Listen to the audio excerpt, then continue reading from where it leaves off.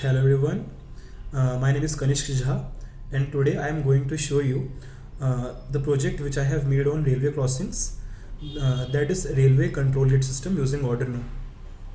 Now in this project I have tried to cope up with the situation of railway crossings which is totally done by men in our country. Now what is railway crossing?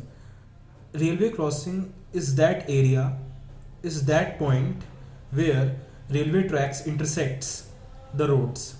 That means it is the common path through which both trains and vehicles go.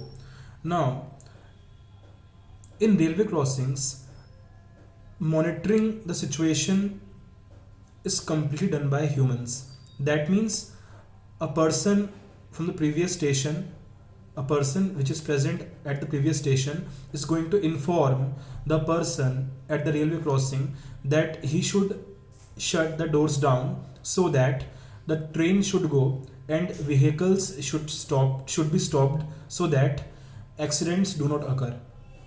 Now it is a good thing, but the point is whichever task is totally based on human force, mistakes are bound to happen. So in such cases, we need to go for automation. In this project, I have tried to make an automatic circuit, an automatic mechanism by which the train is going to be sensed, and hence all the mechanism will take place itself. That is, we are not going to just we are not going to put any human force behind this mechanism.